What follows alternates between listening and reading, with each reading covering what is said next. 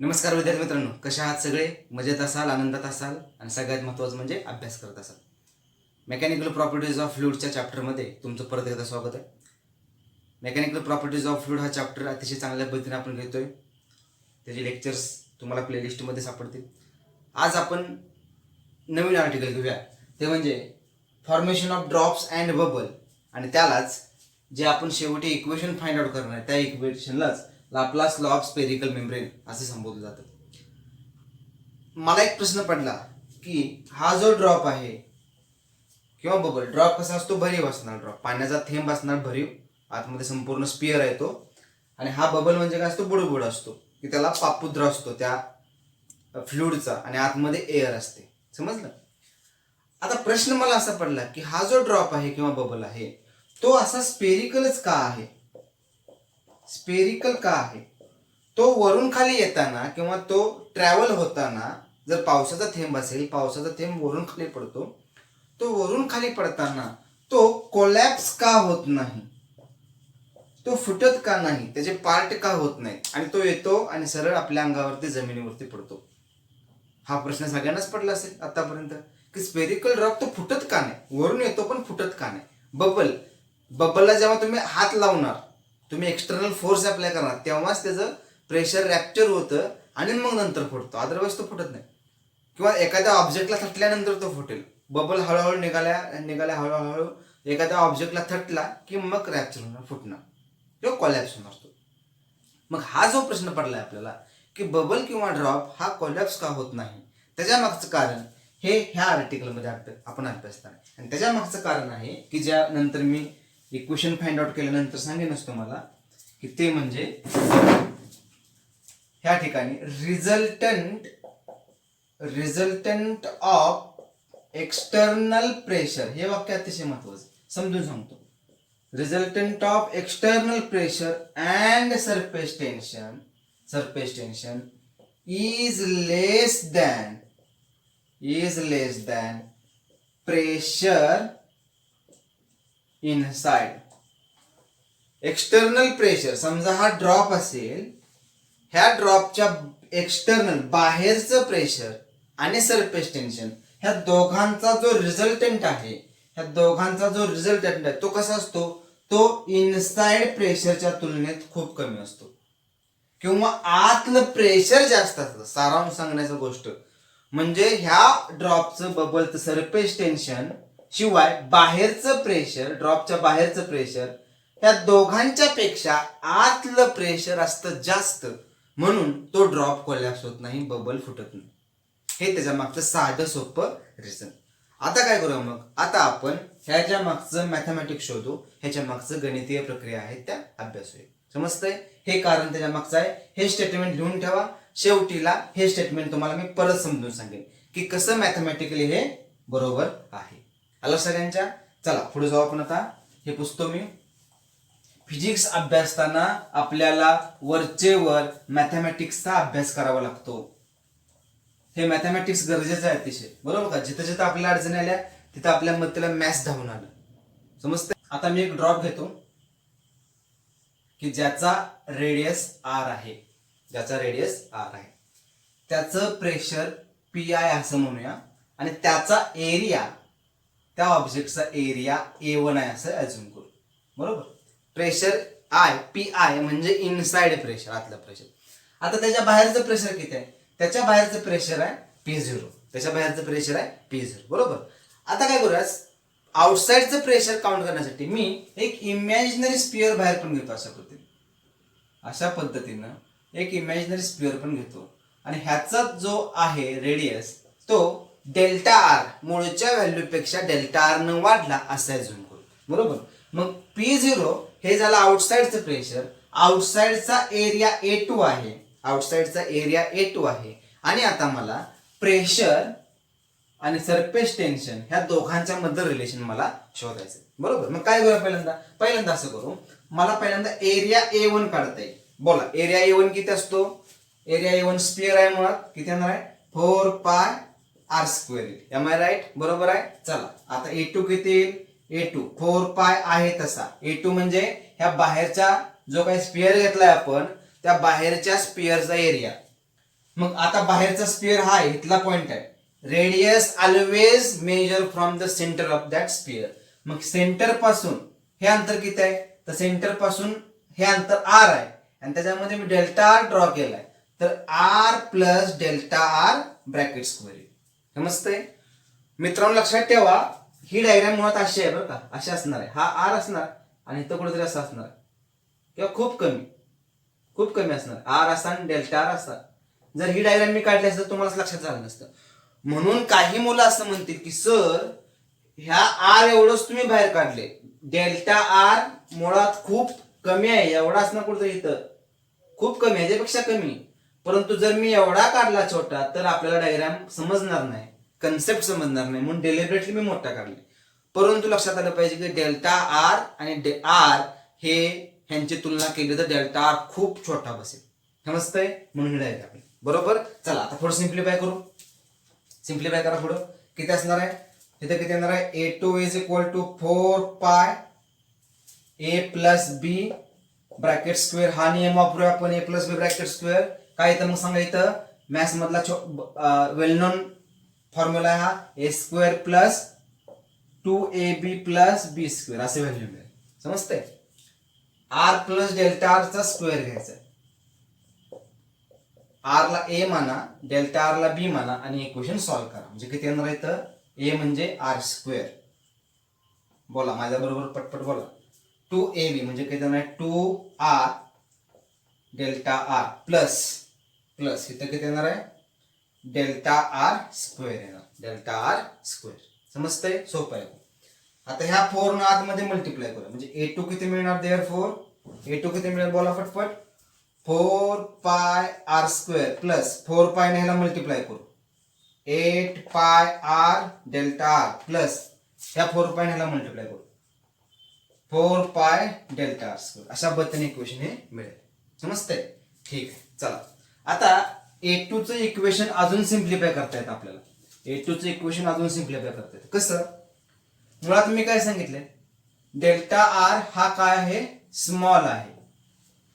मग delta R चा square काय येईल, तो सुद्धा स्मॉल येईल आणि स्मॉल येतो म्हणून काय करा, त्याला निग्लेक्ट करा.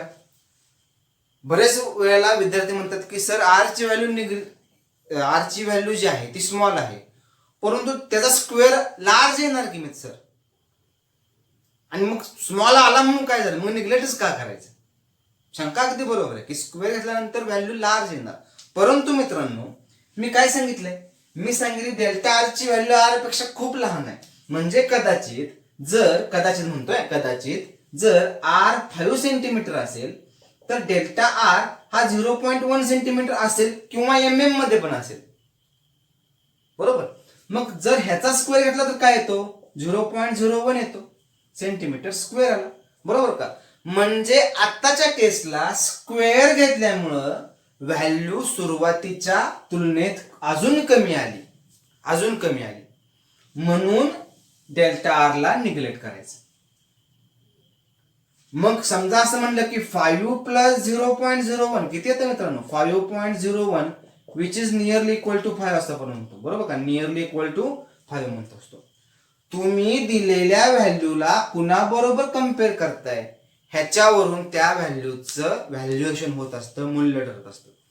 उदाहरण सांगतो मला, तुमच्याकडे 1,01,000 रुपये आहे. त्या 1 रुपयाला तुम्ही 1 लाखाबरोबर कम्पेअर करा. 1 रुपयाचं महत्व जास्त वाटत नाही. बरोबर. पण तुमच्याकडे 11 रुपये आहेत. आता 11 रुपये किंवा 6 रुपये आहेत तुमच्याकडे. 6 रुपयाला त्या 1 रुपयाचं शेवटच्या 1 रुपयाची तुलना तुम्ही उरलेल्या 5 बरोबर करा. म्हणजे तुम्ही 1 रुपयाची तुलना कुणाबरोबर करताय ह्याच्यावरून त्याचं व्हॅल्यू ठरलं. 6 रुपये तुमच्याकडे असतील, तुम्हाला त्या 1 रुपयाचं महत्व अनन्यसाधारण वाटेल, तुम्हाला भरपूर वाटेल. परंतु तुमच्याकडे 1,01,000 रुपये असेल आणि शेवटचा 1 रुपया तुमच्याकडनं जरी घाळ झाला, पडला, मिस झाला तरी तुम्हाला विशेष वाईट वाटणार नाही. ती सगळ्यांची टेंडन्सी आहे आपली. कारण की तुम्ही कम्पेअर कुणाबरोबर केलं, तुम्ही तुमच्या रुपयाची तुलना कुणाबरोबर केली. बरोबर का? आताची ही तुलना ह्या मोठ्या संख्येबरोबर होते आणि ती मोठी संख्या खूप मोठी आहे. म्हणून त्याच्यामध्ये जर 0.1 ऍड केला तर सुद्धा काही फरक पडणार नाही. म्हणून आता काय करायचं, ह्या इक्वेशन मध्ये ही जी काही डेल्टा आर स्क्वेअरची टर्म आहे ती आता आपण विसरून जाऊया. समजतंय? डेलिबरेटली विसरायचं, कारण पुढं अडचणी निर्माण होतील म्हणून विसरून जाऊ. मग काय येतं इथं, बोला पटपट मग. A2 is equal to 4 pi R square plus 8 pi R delta, असं मला इक्वेशन हे मिळालं. समजतंय? मग ह्या सगळ्या सिस्टीम मध्ये इन्क्रीज इन एरिया किती झाला, किती एरिया वाढला, इन्क्रीज इन एरिया त्याला म्हणतो आपण डीए, मला लागणार आहे. मग काय करतो आपण, मोठ्या एरियातनं छोटा एरिया वजा करायचा, A2 मायनस A1 करा. बरोबर? देअरफॉर इन्क्रीज इन एरिया किती मिळणार, मोठा एरिया कुठला बाहेरचा आहे, किती आला, 4 pi R square plus 8 pi R delta minus A1 किती आहे, 4 pi R square. 4 pi R square, 4 pi R स्क्वेअरला 4 पाय आर स्क्वेअर कॅन्सल होतं, अपोजिट साइन आहे, म्हणून डीए काय मिळतं, DA is equal to 8 pi R delta R. Equation number 1 मला मिळेल. समजतं इथपर्यंत? काय अडचण आहे का? अडचण असेल तर मला कमेंट करा, काय अडचण नसेल. समजतंय? चला ही डायग्राम पुसतो आता, आपल्याला जागा पाहिजे. मग ह्या सगळ्या सिस्टीम मध्ये इनसाइडचं प्रेशर आणि आउटसाइडचं प्रेशर, किंवा इनसाइडचं एरिया आणि आउटसाइडचं एरिया, ह्या दोघांच्या मध्ये एरिया किती न वाढला, तर तो एरिया वाढला 8 पाय आर डेल्टा आर एवढ्या टर्म न वाढला. बरोबर? चला मग आता एरिया वाढला, मग आता प्रेशर किती वाढलं, मग किती वाढलं प्रेशर, मग जे वाढलेले प्रेशर आहे त्याला आपण एक्सेस प्रेशर म्हणू, त्याला आपण एक्सेस प्रेशर म्हणूया. मोठ्या प्रेशर मधनं छोटं प्रेशर वजा करायचं, पी आय आणि P0. काय येणार equation, P0 minus P I. मोठं प्रेशर आहे पी आय, छोटं प्रेशर आहे पी आय, सॉरी मोठं प्रेशर आहे P0, छोटं प्रेशर आहे पी आय. दोघांची वजाबाकी केली, इक्वेशन लिहिलं, तुम्हाला एकही मार्क पडणार नाही, कारण की सगळं खालचं इक्वेशन चुकेल तुमचं. का अवसर म्हणलं की तुम्ही आता एक्सेस प्रेशर आहे, मोठ्या प्रेशर मध्ये लहान प्रेशर वजा करा, मोठं प्रेशर पी आय आहे ना, नाही, इथं बॉयल्स लॉ वापरा. बॉयल्स लॉ काय सांगतो, Boyle's law, pressure is inversely proportional to volume. ज्याचा व्हॉल्यूम मोठा त्याचं प्रेशर छोट, आणि ज्याचा व्हॉल्यूम छोटा त्याचं प्रेशर मोठं. म्हणजे आपल्या डायग्राम मध्ये पी आय आहे मोठा, P0 आहे छोटा, म्हणून एक्सेस प्रेशर लिहिलं पाहिजे P I minus P0. P0 minus P I लिहायचं नाही, ज्याचा व्हॉल्यूम छोटा त्याचं प्रेशर मोठं. बॉयल्स लॉचा नियमच आहे. समजतंय? ठीक आहे. चला इक्वेशन नंबर 2 म्हणूया. किती सोपं आहे बघा, बघू. ड्रॉप का कॉलॅप्स होत नाही ह्याचं कारण आपल्याला शोधायचं आहे. लक्षात? इक्वेशन नंबर 2 मला मिळालं. आता काय करूया, आता ह्या सगळ्या सिस्टीम मध्ये प्रेशर वाढल्यानंतर ह्या सिस्टीम मध्ये मला काय करायचं, प्रेशर आणि सरफेस टेन्शन मधलं रिलेशन शोधायचं. बरोबर? प्रेशरचा फॉर्म्युला काय, फोर्स पर युनिट एरिया. बरोबर? फोर्स काढायचा आहे, आता मला फोर्स काढावा लागेल. मग फोर्स काय असतो, वर्क डन म्हणजे काय असतं, फोर्स इंटू डिस्प्लेसमेंट. बरोबर का? समजतंय? मग जर मला फोर्स काढायचा असेल तर वर्क डन मला काढायला लागेल, डिस्प्लेसमेंट मला माहिती आहे किती येते. मग प्रॉब्लेम काय, pressure is equal to force per unit area. Force काढायचं असेल तर अगोदर वर्क डन काढायला पाहिजे. समजतंय? मग वर्क डन किती येतं, इथं आपण म्हणूया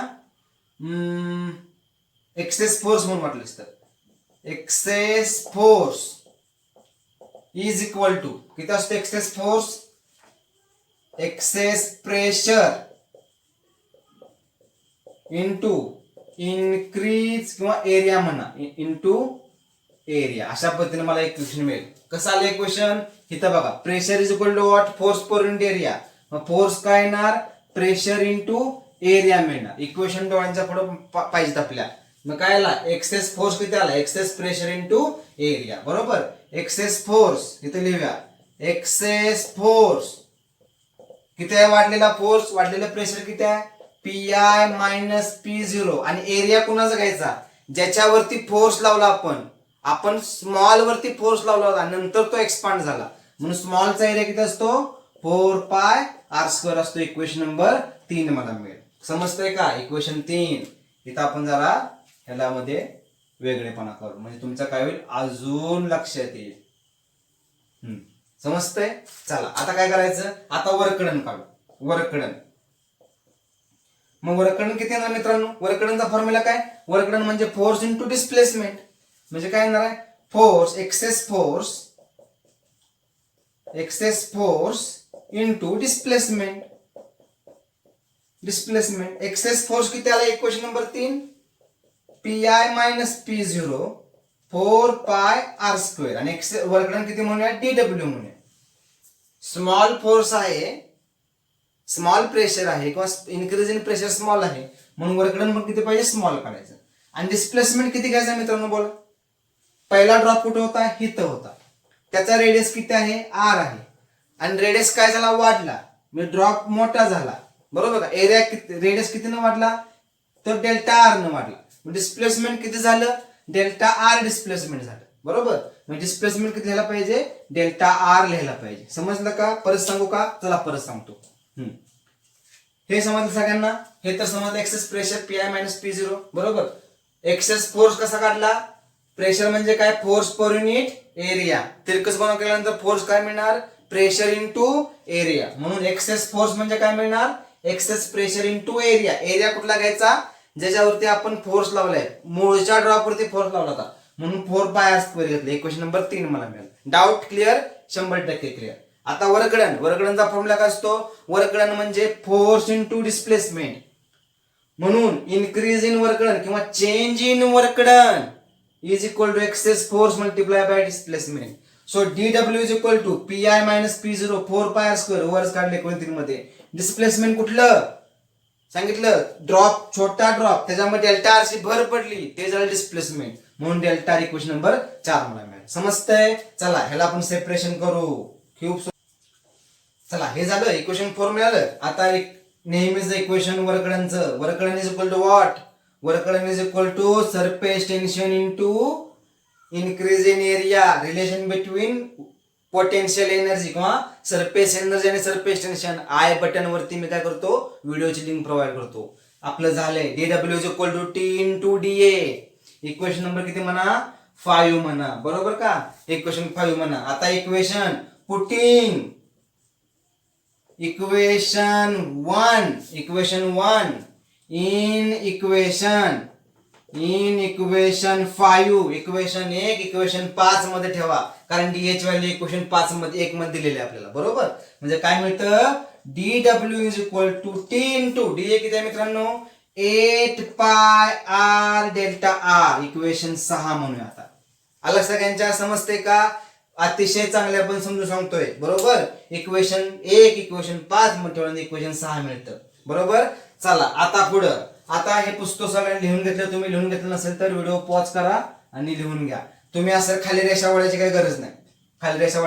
माझ्याकडे बोर्ड लहान असल्यामुळे मी सेपरेशन दिसावं म्हणून रेषा वळली. तुम्ही काय करायचं? तुम्ही तर स्टार करा, वाटलं तर असं करा. स्टार करा, इथं एक स्टार करा, बरोबर. आता equation comparing equation 4 and 6. Equation 4 आणि इक्वेशन 6 कम्पेअर करा. दोघांच्या LHS काय आहेत? LHS आहेत सारख्या. LHS काय आहे दोघांचं? सारखं आहे. RHS काय असणार? सेम असणार. म्हणजे का असं? P I minus P zero 4 pi R square delta R is equal to RHS ला काय आहे? 8 पाय आर डेल्टा आर मिळेल. आलं सगळ्यांच्या? समजतंय? Very good. आता प्रेशर मधलं रिलेशन शोधून काढायचं आहे. काय तर प्रेशर मधलं रिलेशन? मग बोला पटपट. चला. Therefore p I minus P zero is equal to 8 pi R delta r. ही टर्म तिकडे गेल्यावर काय होईल? 4 pi R square delta r होईल. Therefore p I minus P zero is equal to काय येईल सांगा? हो का? ह्या डेल्टा आरला हा डेल्टा आर निघून जाईल, कट करू. ह्या आरला एक आर निघून जाईल, पायला पाय निघून जाईल. 4 दोन्ही 8 म्हणजे राहतं काय मग? 2 डिवायडेड बाय. अरे टी कुठे गेलं मित्रांनो? इथं टी असणार आहे ना. 8 पाय आर टी असेल टी, बरोबर का? म्हणजे 2t अपॉन आर मिळेल.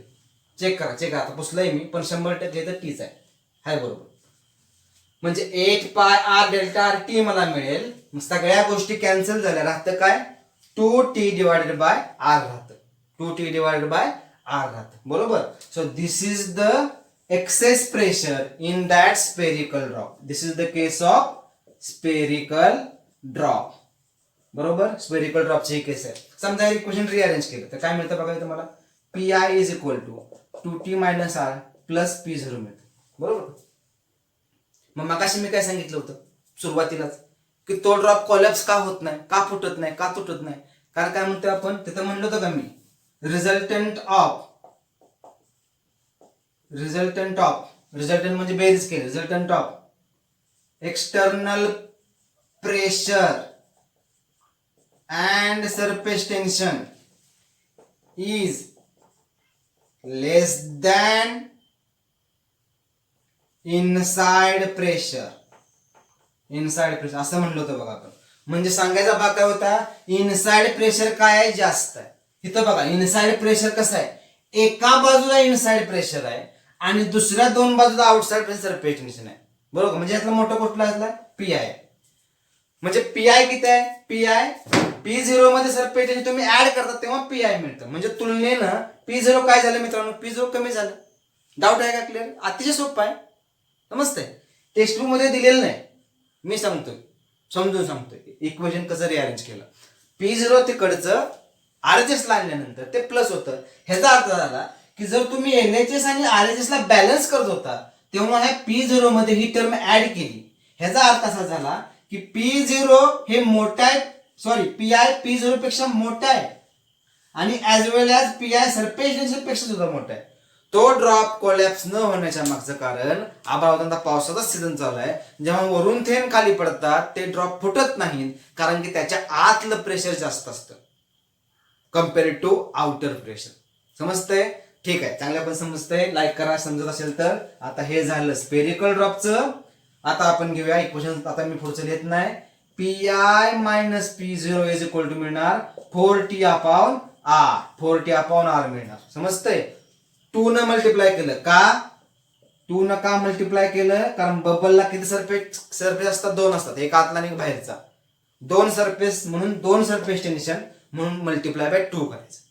ह्याला बबल कसा आहे रे, कसा बबल कल्पना करा ना. समजा बबल एक आहे मोठा, तुम्ही आतमध्ये उभा राहिलाय, तुम्ही आतमध्ये जाताना तुम्हाला दिसणार आतला सरफेस, आम्हाला दिसणार बाहेरचा सरफेस. म्हणजे किती सरफेस आहेत, 2 सरफेस आहेत. स्पिअर्स तसं नाही, स्पिअरच्या आतमध्ये जाताच येणार नाही, कारण स्पिअर हा भरीव आहे, पूर्णपणे आतमध्ये पाणी आहे. बबलच्या आतमध्ये एअर आहे, आपण जाऊ शकतो. काल्पनिक उदाहरण सांगतो बरं का मी, आता म्हणणार कसं आत जाणार सर तुम्ही, बरोबर. मग बबलला किती सरफेस असतात, 2 सरफेस असतात, म्हणून सरफेस टेन्शन सुद्धा 2. So therefore multiply by 4t. समजतंय, ठीक आहे. आता हे जे इक्वेशन आहे हे सांगायचं विसरलो, ह्या इक्वेशनलाच म्हणायचं Laplace equation of spherical membrane. समजतंय, ह्यालाच म्हणायचं Laplace equation of spherical membrane. समजतंय. अशा पद्धतीनं हे आर्टिकल संपलं. काही अडचणी असतील, समज नसेल तर मला विचारा, मी परत एकदा हे शिकलो. आला सगळ्यांच्या. चला आजच्या दिवसाचं थांबू, पुढच्या लेक्चरमध्ये आपण राहिलेला चॅप्टर कव्हर करण्याचा प्रयत्न करू. धन्यवाद व्हिडिओ शेवटपर्यंत बघितल्याबद्दल. तुमच्या मित्रांना चॅनल सबस्क्राईब करायला सांगा, लाईक करा. जेवढी जास्त लाईक तेवढी मला एनकरेजमेंट, जास्त मोटिवेशन मिळतं. लाईक करता ह्याचा अर्थ मला तुम्हाला समजते, माझा कंटेंट समजते का. मित्रांच्या मध्ये शेअर करा. लक्षात. चला आपण थांबू इथं, पुढच्या लेक्चरमध्ये आपण परत एकदा भेटू. धन्यवाद.